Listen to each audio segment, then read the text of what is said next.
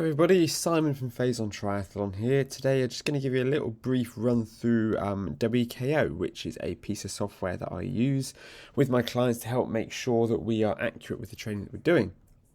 So, first thing to jump out to you here, my name Simon Olney. Going to use my data here, it only seems fair.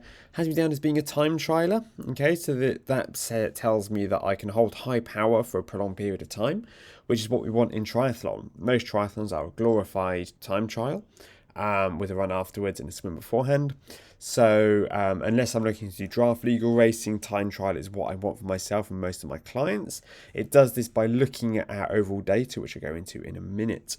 My FTP is set at 220 manually at the moment. It estimates it over here, MFTP, modelled FTP. It's been around about 217 watts. So there's a small difference there, but not enough to make a huge difference. I do tend to use Training Peaks to track my overall fatigue rather than WKO, so this doesn't carry quite so much weight for me. I'm 52 kilograms at the moment. These numbers here, my fitness number, my fatigue number, my form number, and my ramp rate, these are all visible in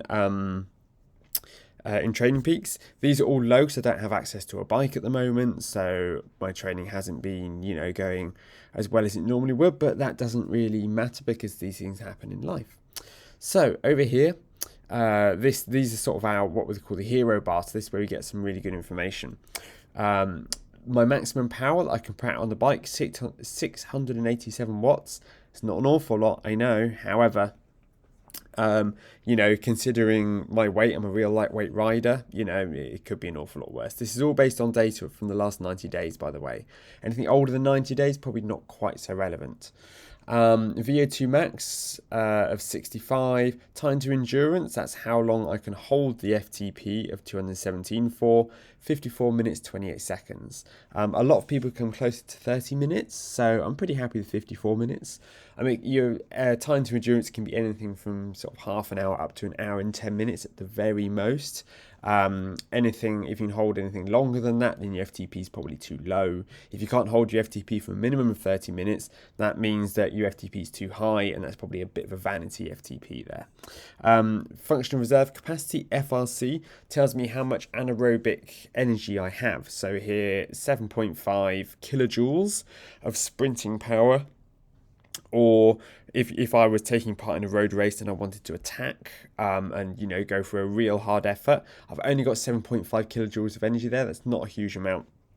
So I'm not going to be winning any heroic road races by going for a final dig on a short climb, that's for certain. FTP here, this looks at all of my data. I'm going to show you in a minute. All of my data to calculate what my FTP is. Stamina score 52. Again, haven't been riding a bike so much at the moment.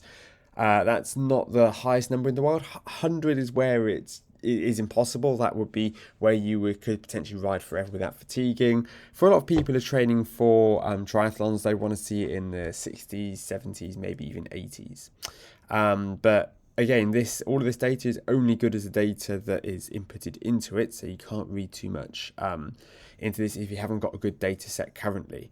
What I'll normally do is I'll get athletes to do some power tests, 15 seconds, 1 minute, 5 minutes, and then 20 minutes or longer, which will give us a much better, clearer idea of what it is that they're capable of over all of those different time periods using different energy systems.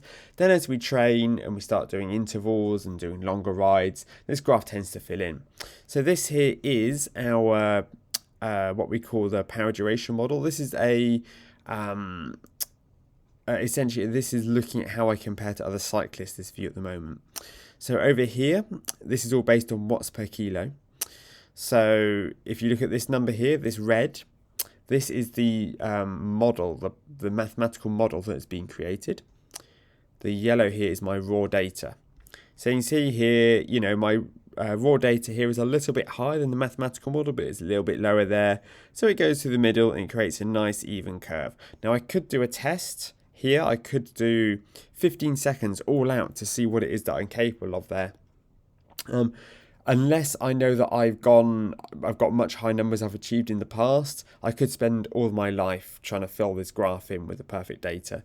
Reality is I'm a runner and a swimmer as well as a cyclist. I'm a triathlete. I can't have all this data absolutely perfect all the time.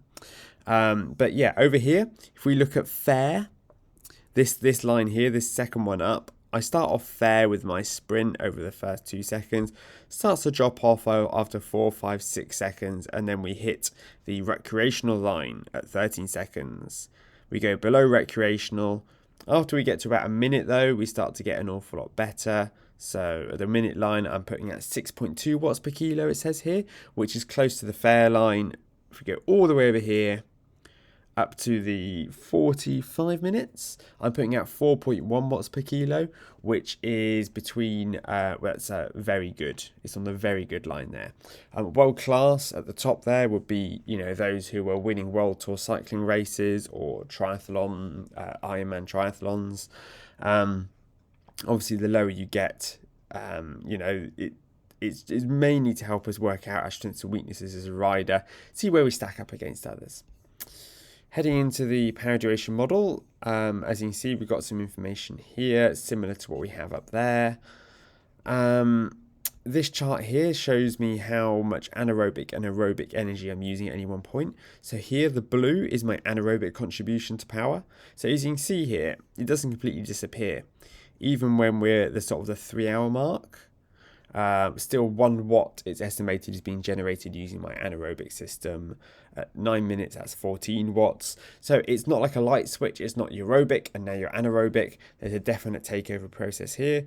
For me, the crossover point, it's about 42 seconds, 43 seconds. That's not super important, but you can see here that my aerobic system takes over pretty quickly. Some people may take over after 2 minutes. It's unlikely to go over 2 minutes before your aerobic system kicks in. Something important to note here is that any intervals that are around the kind of 3 minute mark, well, even sort of, 1 minute 30 onwards, 3 minute mark is popular for Vo2 Max. This is primarily using your aerobic system. Your anaerobic system is helping, but it's mainly your aerobic system that's doing the pull there. And there are all sorts of charts on WKO here which I can look at. This one that I look at, percentage of MFTP at Vo2 Max. So here I'm at 80.2% of my Vo2 Max. Again, modeled estimated Vo2 Max. This isn't a Vo2 Max created with a lab test, simply from power data from rides that I've been doing. Reckons, I'm around about 80% of my Vo2 Max when I'm riding at FTP. So anything over 80%, that suggests that Vo2 Max is probably the limiter more than the FTP. Like your FTP is probably hit around about a glass ceiling. You probably can't increase it that much further than it already is. So for me, as a cyclist, you can see the trend it's been hovering around 80 for the last 90 days. If I want to get better as a cyclist, I need to either improve my Vo2 Max or show WKO that my Vo2 Max is higher than is estimated. Again, if I did some longer, harder riding, that Vo2 Max may increase and this percentage of FTP may decrease. Thing to remember with WKO is it's all based on the data that I've input into this chart up here.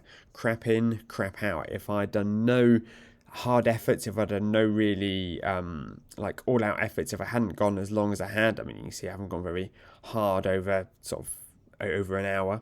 If I hadn't given it all this data to show what I'm capable of, it would be underreporting. So if you are using WKO, it's worth making sure that the numbers that you're doing are representative of your ability. Final thing I'll show you is the optimized interval targeting here. So this is really useful. So it tells me here what targets I'd need to hit. So if I want to work my Vo2 Max, we were talking about that a minute ago, I'd be riding for 2 minutes 55 seconds between 237 and 257 watts. 3 to 8 reps, I want to hit 12 to 30 minutes of total time in zone with a 1-to-1 ratio of interval to rest. So I'll do 2 minutes 55, then 2 minutes 55. To be honest, I'll probably round up to 3 minutes in this case. So that's a real whistle-stop tour of WKO and how I use it and how it can help really narrow down and help us understand you as a cyclist and how it is that we need to improve your cycling. I hope you found that useful.